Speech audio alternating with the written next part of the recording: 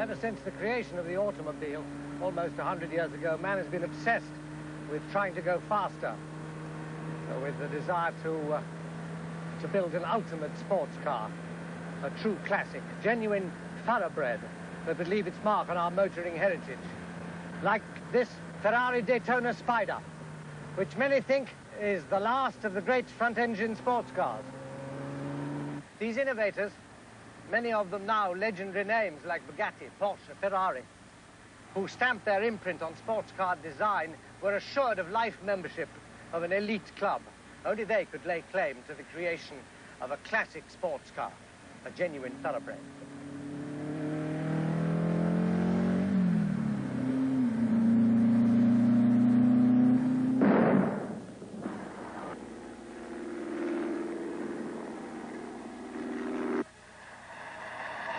From the very beginning, man built cars to compete.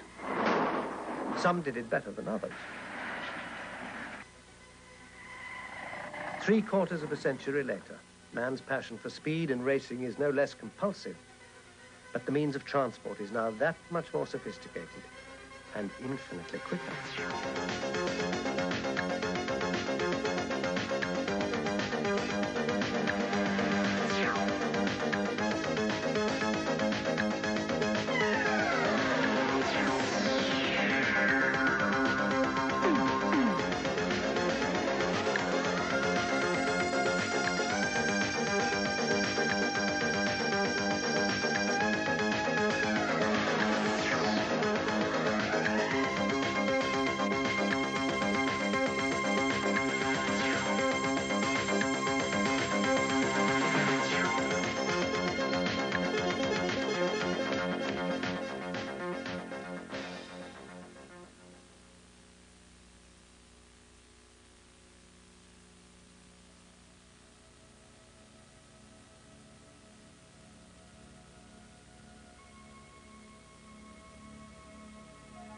The development of the racing sports car can largely be traced through specific marks.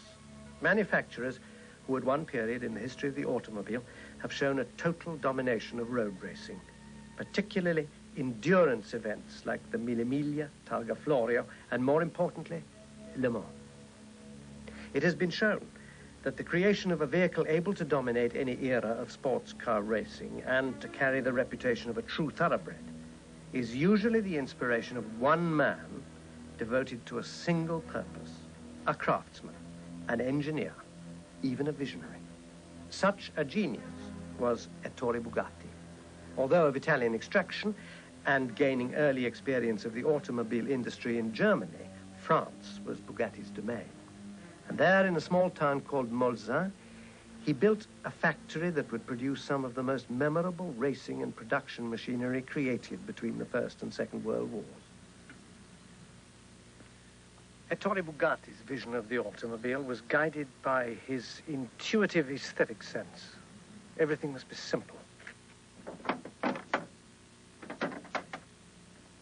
And either rectangular or cylindrical. Moreover, parts like pistons and cylinder blocks were interchangeable, and this allowed him to design many models in one year. The result? Perfection. Or as he would say, pur sang, pure blood. From his drawing board poured a cascade of designs. He made everything himself, bar the tires. He created the distinctive Bugatti horseshoe radiator, the hollow curved front axle, the famous aluminium alloy wheels, their method of casting a prized secret, the lightweight body held together with straps and safety wire. The core of Bugatti's philosophy lay in the statement, if I succeed in achieving what I'm looking for, it will be a car, a piece of machinery above all criticism. He attained that distinction with his unquestionable masterpiece, arguably the most successful road-going racing car of all time, achieving more than 2,000 victories, the Type 35.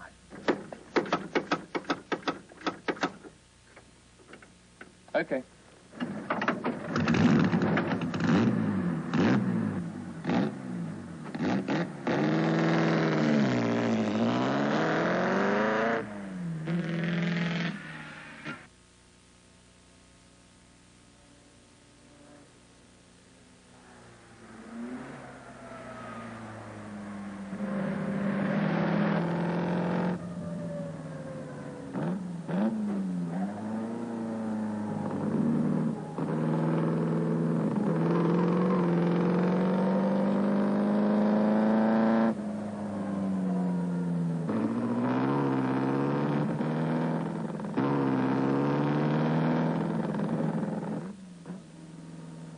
One tribute to Bugatti's original design philosophy is that a car like this Type 35, which is almost 60 years old, and still retaining all its original components, is able to outrun many of the current production sports cars.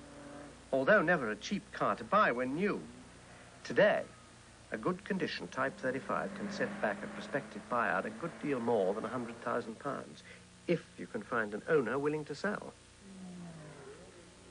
In the 1920s, although Bugatti ruled on the road and track, Le Patron had numerous competitors, German, Italian, French, and American, but none more different in approach than the very British engineer Walter Owen Bentley. W.O., as he was affectionately known, was a believer in strong automobiles. They must be rugged, reliable, and practical, true to his own character and that of the nation he represented and so loved. It all really started for Bentley at a race called Le Mans, a 24-hour endurance test around a 10-mile part dirt, part road circuit used several times for the French Grand Prix. It would prove the ultimate test for a car. And from the first race in 1923, it caught the imagination of the public and soon gained status within the motor industry. Bentley went on to win Le Mans outright a total of 5 times, a remarkable record for a small company with limited funds and humble beginnings. The memory of Bentley's racing achievements of the 1920s is kept alive today by Rolls-Royce, who manufactured a model appropriately called the Bentley Mulsanne Turbo, so named after the famous high-speed straight at Le Mans.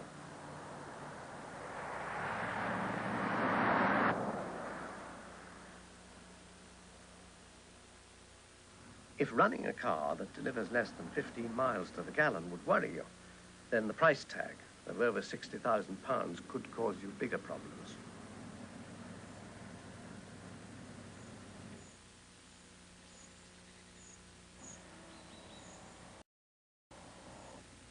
W.O. Bentley was first and foremost an engine man. That took all his attention and energy.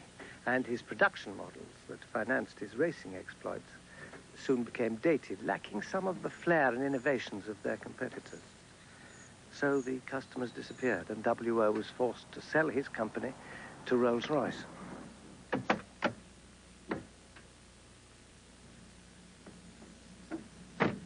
But the legacy that Bentley left behind is just as strong today as it was 50 years ago.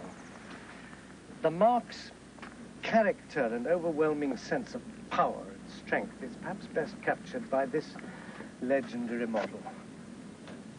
The supercharged Bentley, always known as the Blower. 4.5-litre racer, perhaps the best-known Bentley of them all. And the direct inspiration of the Mulsanne Turbo of the 1980s. This majestic 2-ton dinosaur, commissioned by wealthy sportsman Sir Henry Birkin, who was then the premier British racing driver of his time, caused Ettore Bugatti to remark at the 1929 French Grand Prix, Monsieur Bentley makes the fastest trucks in Europe. Which, while sounding like the ultimate put-down, was in fact for Bugatti quite a compliment, because he scarcely ever admitted that his rivals even existed. Now, to pilot this definitive sports racer is a driver who's won many historic races, including 2 at Le Mans, Willie Green. All right, Willie? Right.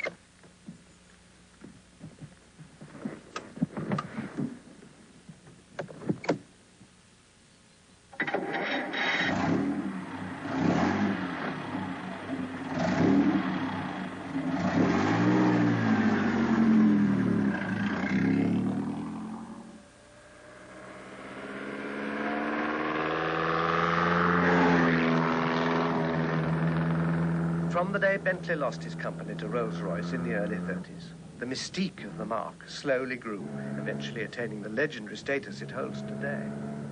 It was part of W.O.'s modesty that he could never understand why the marque he created had such a unique character and became the first true British thoroughbred sports car.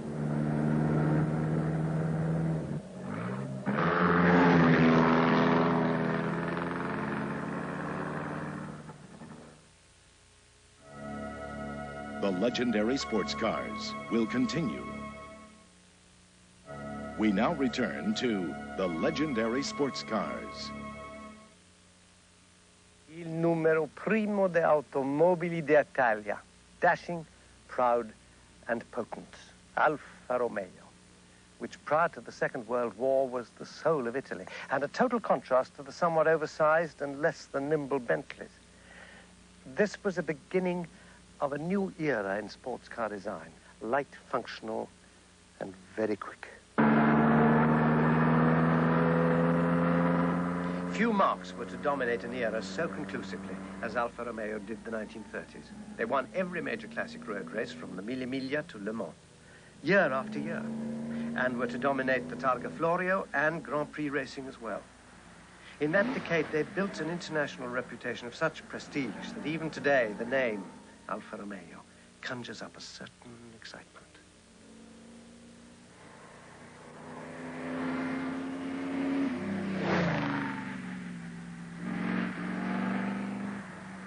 A driver who has a special understanding and affinity for the marque is 3 times outright winner of Le Mans, Derek Bell.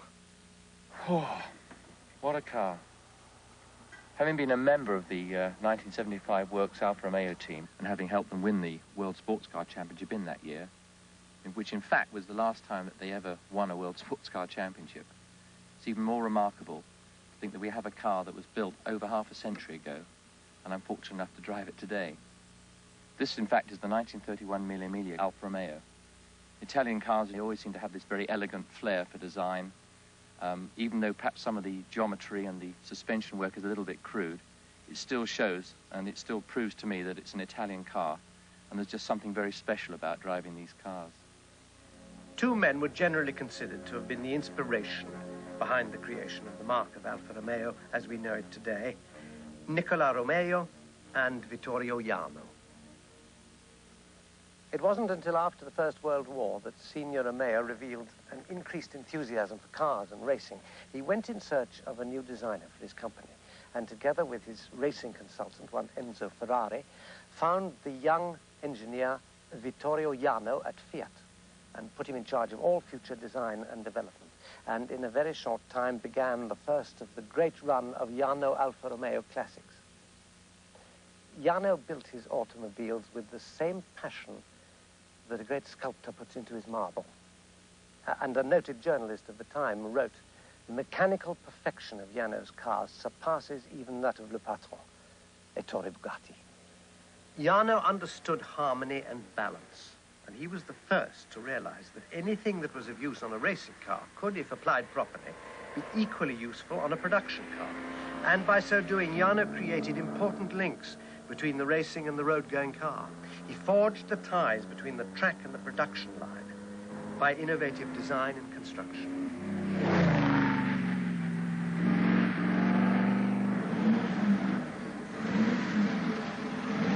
To appraise one of the classic Jano Alfas, the actual 1931 Le Mans winner is the most successful driver the race has ever produced. 6 times outright winner, Jackie Ickx. Well, 50 years ago, this was the ultimate sport racing car. The Alfa Romeo 2.3-liter supercharged. It won nearly every major race in the early 1930s. This car was largely responsible for creating the Alfa Romeo legend of fast, well-handling sport car. This is still a very special car to drive. Delicate, precise, and fast.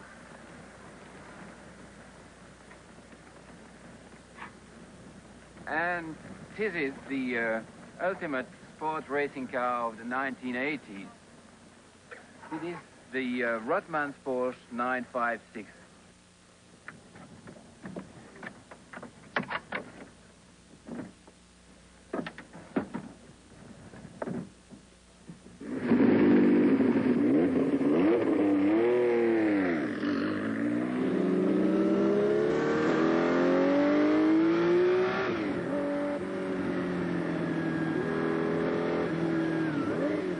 As Jackie Ickx continues to test and develop the Porsche 956, the premier sports racing car of this decade, half a century ago, another domination was already underway.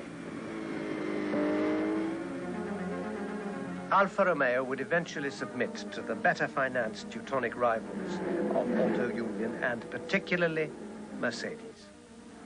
Adolf Hitler wanted German supremacy on the Grand Prix circuits of the world, regardless of cost, and he achieved it. Since the turn of the century, the three-pointed star has been a force in the automobile industry and racing. Mercedes, the inspiration of Gottlieb Daimler and his partner Wilhelm Maybach, two German engineers largely credited with producing the first automobile in 1886. They christened one of their models Mercedes, after the daughter of a business colleague, and the name caught on. Around the same period, another German engineer, Carl Benz, was to manufacture the world's first production car, the Benz.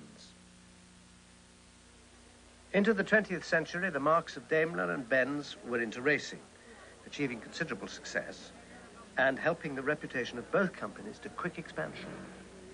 It wasn't until 1926 that the Daimler and the Benz companies merged to form Daimler-Benz, still retaining the Mercedes name. They employed as their senior engineer a certain Ferdinand Porsche. At that time, he was regarded as a highly talented man in the forefront of automotive design, but nobody could foresee that he would go on to leave probably the widest-ranging legacy of any of the motoring pioneers of the 20th century. It was Porsche who created torsion bar suspension, the 16-cylinder Auto Union Grand Prix car, the Tiger tank, and his master achievement, the original Volkswagen Beetle. And with his son, Ferry, he was the inspiration behind the Porsche sports car. But one of his earlier achievements was the range of sports cars he helped create for Mercedes. Nowadays, racing and the automobile industry are obsessed with turbocharging.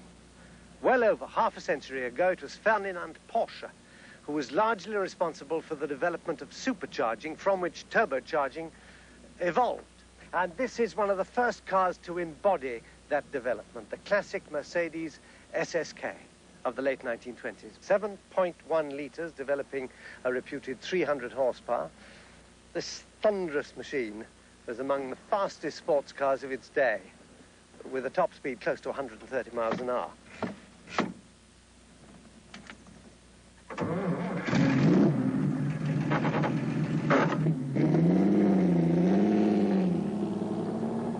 SSK needed a strong-willed driver to tame it.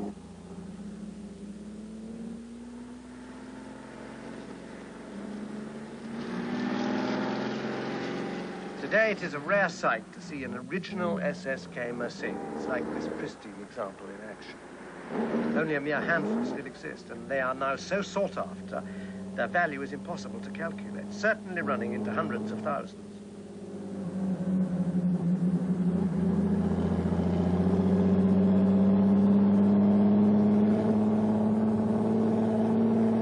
The position of dominance held by Mercedes in motor racing in the late 30s was suddenly dashed by the outbreak of the Second World War.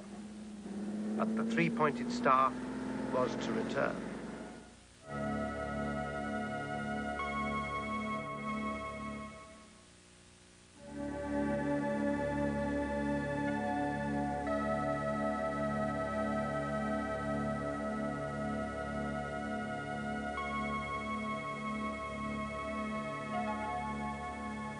To understand a Ferrari, you must listen. The engine speaks. 12 cylinders, 300 horsepower, smooth as silk, violent on request. In fact, just like its maker. High-spirited, self-propelled, and very determined. Enzo Ferrari has created some of the fastest and most beautiful cars ever made, and won more Grand Prix and World Championship titles than any other marque. A man of volcanic temper and used to having his own way. An autocrat, a czar, a dictator even, but an unqualified genius. Born on the 18th of February, 1898, on the outskirts of Modena, Italy, the young Enzo Ferrari had ambitions to be an opera singer and a racing driver. As he had no ear for music, it was the second choice that dominated his life. He had moderate success as a works driver for Alfa Romeo, but came to realize his talent was best suited to working behind the scenes, which he did with Alfa until 1929, before setting out to run his own team, Scuderia Ferrari.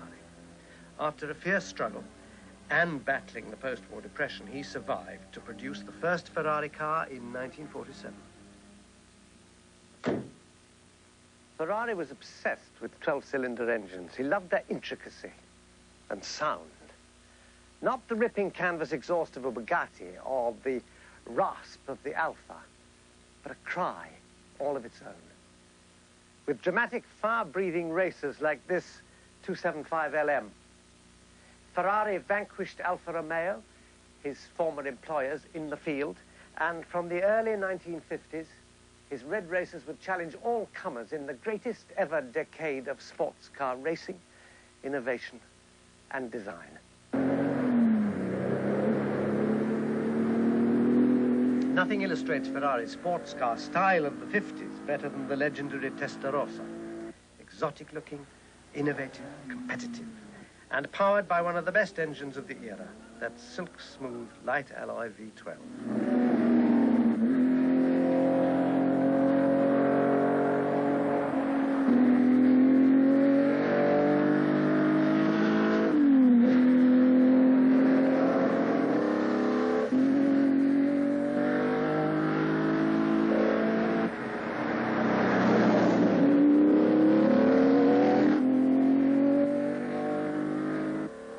The combination, a master driver who understood Ferrari and his cars as well as any man who was ever contracted to the works team, a man who brought Ferrari a world championship, former world motorcycle and drivers champion, John Surtees.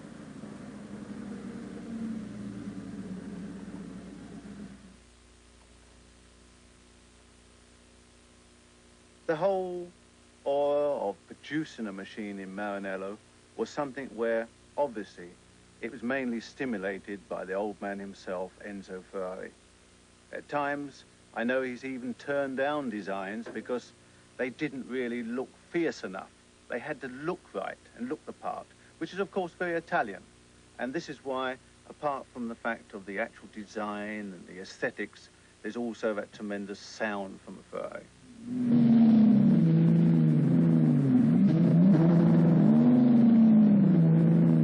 Let's see if they're as good as they used to be. Let's see if you're as good as you used to be. Well, let's go. Okay.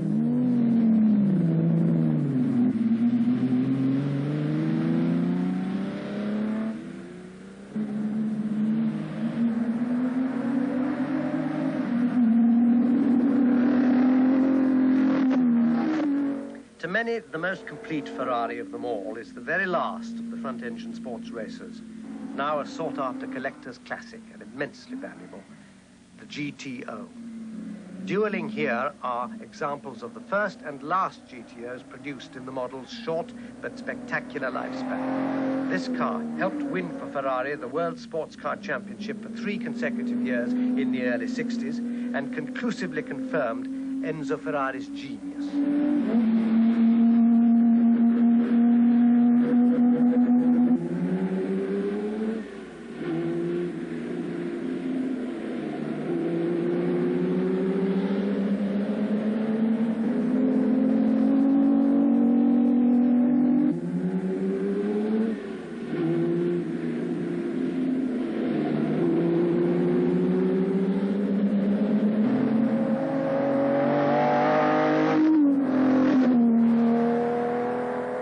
For the professional racing driver to be asked personally by Enzo Ferrari to drive for his works team is a supreme compliment.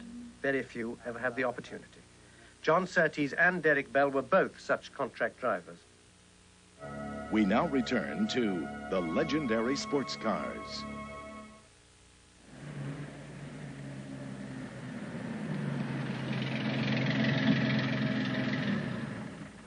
When this car was launched on Austerity Britain in September 1949, at under £1,000, it created a sensation. The Jaguar XK120, with a top speed in excess of 120 miles an hour, which is why it was called the 120, and a streamlined body of exquisite proportion and design for the period. This car not only outpaced Aston Martin and Fraser-Nash, but it was a fraction of the cost. Jaguar had arrived and the world took note. As a publicity stunt, Jaguar Cars asked a certain Sterling Moss to drive the XK120 for 24 hours at Montlhéry, where it averaged 107 miles an hour. And so successful was this exercise that the factory then decided to tackle Le Mans. Le Mans was the making of Jaguar. First, a special racing version of the XK120. Then came the C-Type, an outright prototype racer with its newly invented disc brakes, which took the first 2 places in 1953. And the following year, Jaguar's masterpiece, the D-Type.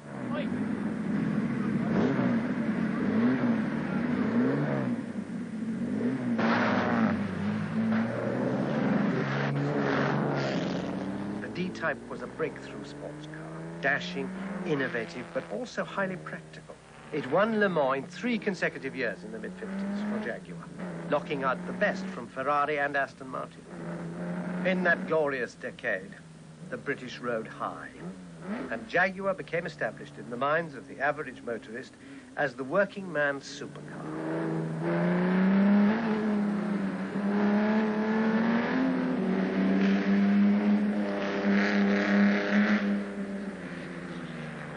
Jaguar was very much the creation of Englishman William Lyons, an entrepreneur with a keen sense of design and public taste. He started making sidecars for motorcycles after the First World War, then went on to produce sporting bodies for a version of the famous Austin 7. Finally building his own cars and breaking more and more new ground until the birth of the XK120. As dramatically as William Lyons had arrived on the racing scene, so suddenly he withdrew, announcing that the enormous cost was no longer reflected in the sales of their production cars. To the end, Lyons was the astute entrepreneur. But before selling out to the government-owned British Leyland, he was to produce one last spectacular masterstroke. A machine which probably made a bigger impact on the public at its launch in 1961 than any other sports car before or since. The E-Type. First, the shape, it looked the part. Dramatic, streamlined, sensual. A direct development of the racing D-Type. Second, it cost only just over £2,000, substantially less than the equivalent Ferraris, Aston Martins, Maseratis. Thirdly, it was very quick, topping 150 miles an hour.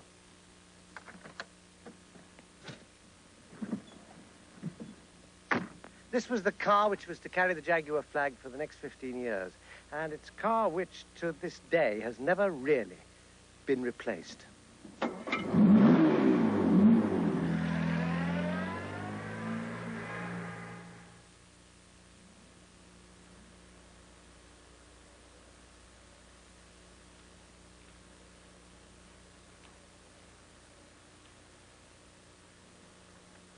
Throughout the 1950s, another British marque with a long racing heritage, Aston Martin, had been fighting to break out from under the shadow of Jaguar. Manufacturers of hand-built sports cars in the traditional English way, Aston Martin, like Jaguar, saw racing as a way to improve sales of their production models.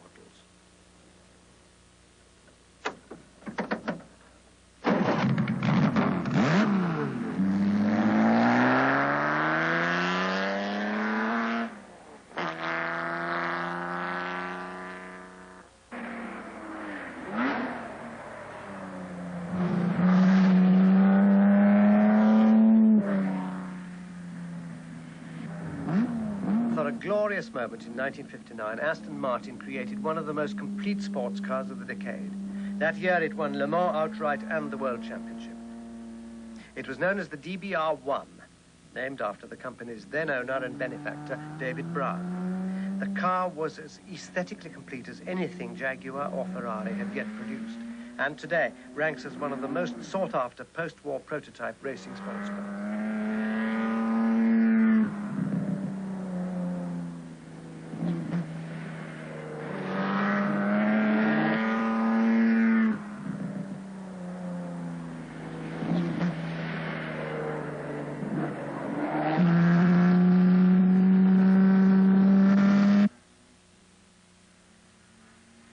In the 1950s, the great decade of sports car innovation and design, one driver was unique in having raced all the leading cars of the era. All the great marques at their prime, and won with each of them, Ferrari being the only exception. That driver is today one of the genuine legends of the sport, Stirling Moss.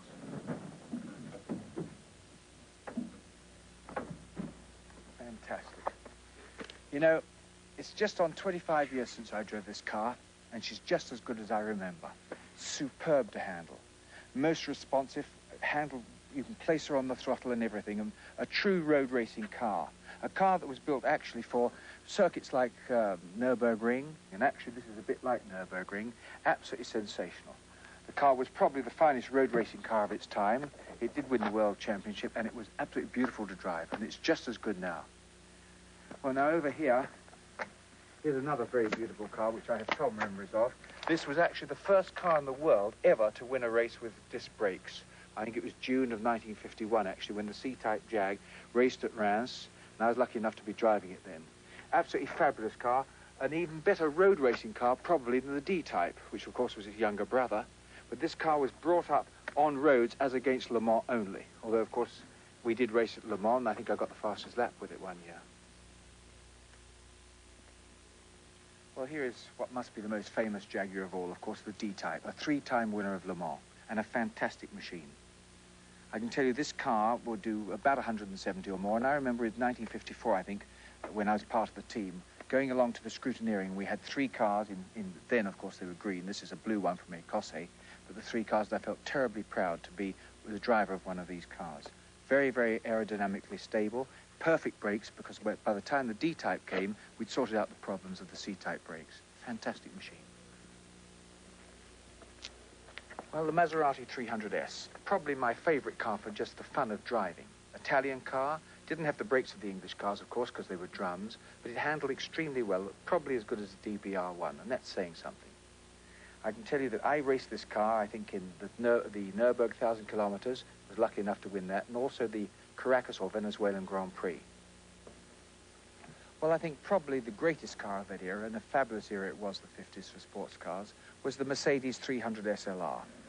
A car that I'm glad to say I was connected with in winning the Mille Miglia, the Targa Florio, and the TT, and of course it gave Mercedes the World Championship of sports cars, but that car was fantastic. It wasn't as easy to drive as some of the other ones, but it was always reliable.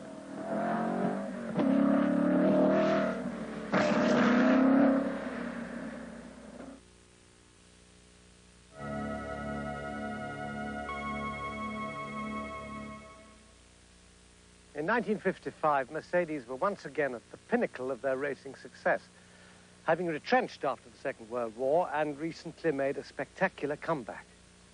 Supreme in sports car and Grand Prix racing, they won both championships in 1955.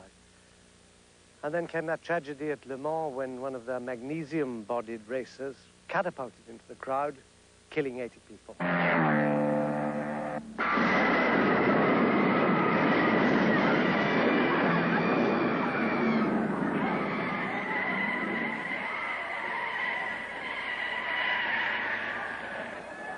At the end of the 1955 season, Mercedes withdrew from racing completely, and to this day have never really returned. Just as Jaguar were to accomplish with their E-Type before bowing out of the sports car arena, so Mercedes would leave behind one of the most charismatic production models ever built. Now, definitive, rare, and immensely valuable, this would be the last genuine Mercedes production sports car, the 300 SL. Few cars of its time could match it for outright pace or innovation.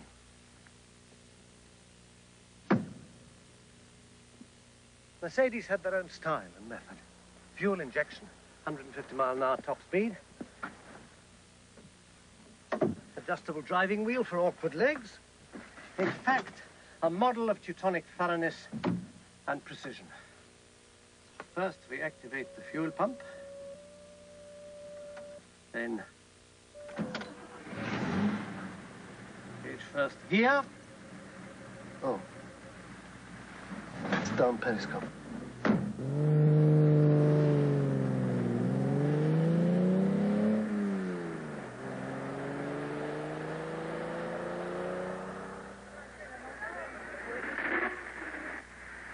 With Mercedes, Jaguar, Aston Martin, Maserati all retired as factory teams, Ferrari were left unchallenged to dominate sports car racing in the early 60s. They won Le Mans 5 times in a row, often taking the first 6 places.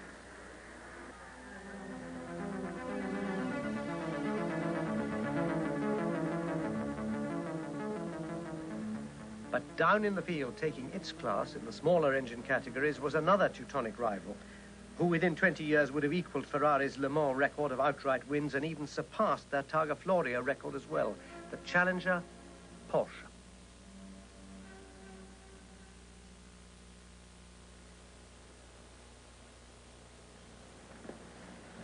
Records show that the first competition won by a Porsche took place on the 11th of July 1948 with a class victory in a race around the houses of Innsbruck in Austria.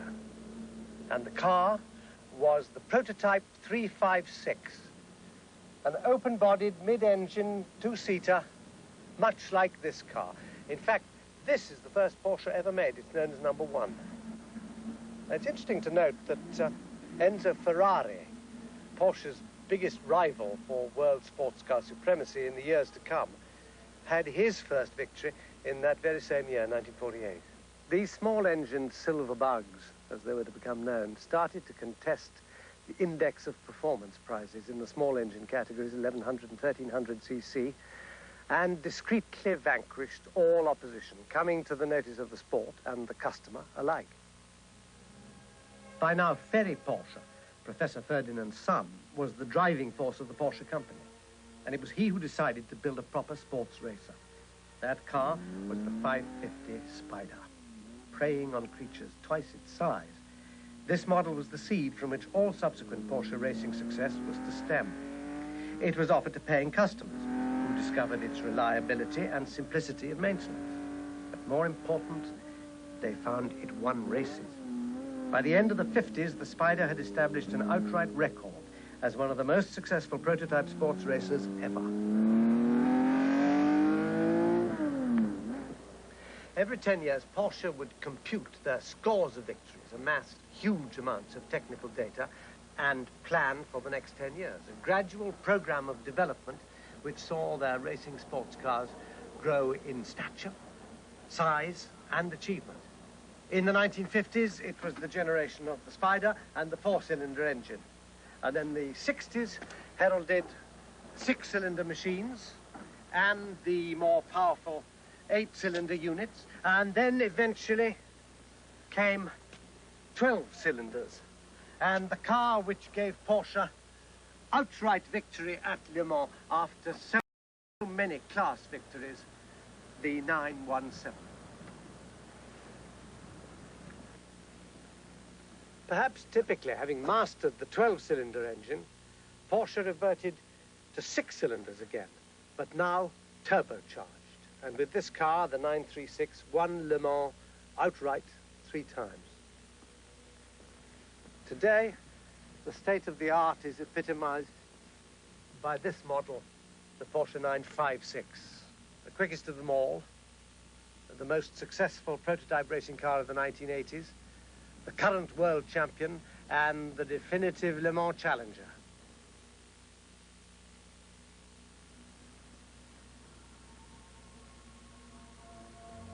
Designing a car to tackle the major endurance races of today's World Sports Car Championship has become an exact science.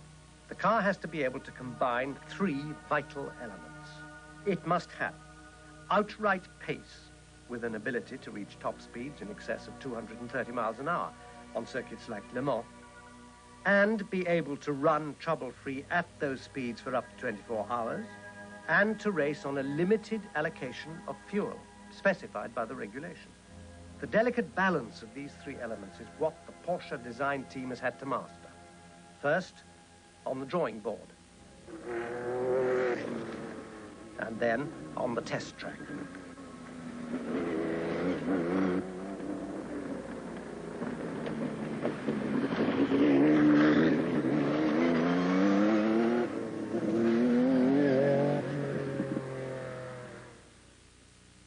many of the originators and the innovators and the engineers who inspired the great marks of sports car design over the past 80 years are gone, no? Enzo Ferrari and Ferdinand Porsche are the last. Their companies are still autonomous, and interestingly enough, it's these two marks that represent the ultimate in sports car design today. But though the legend of many of these great marks still lives on, control now rests mainly not with a single inspired visionary, but with the conglomerates and the multinational corporations. And one cannot help feeling that it was the vision of one passionate, dedicated man that gave the true thoroughbred its special quality in the first place. Ultimately, mass production and vast turnover do not seem to produce the ultimate sports car. Those creations that lift the spirit, cause the blood to race, and transcend the ordinary into greatness. Only Ferrari and Porsche seem to contradict that argument still.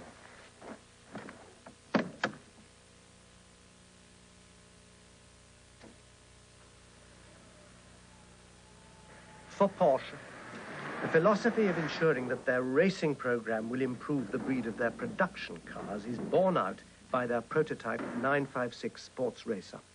Using the same basic six-cylinder engine as in their best-selling 911 production range, Porsche have developed that standard engine to produce over 600 brake horsepower, while still retaining reliability and fuel efficiency.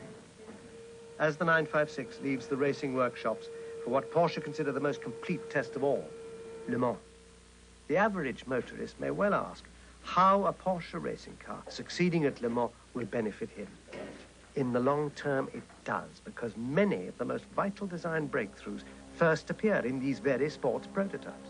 And more quickly than one imagines, the innovations find their way down to the average family saloon.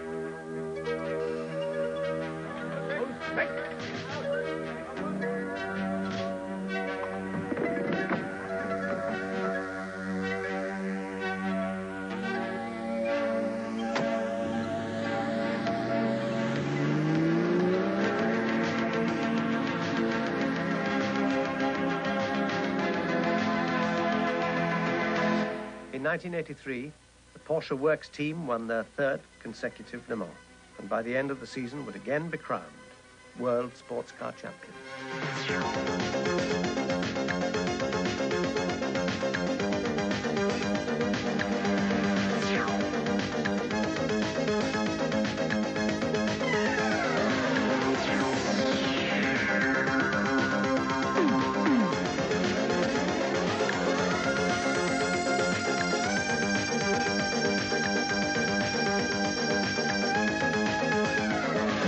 A brilliant scientist terrorizes the countryside when he unlocks the secret of invisibility.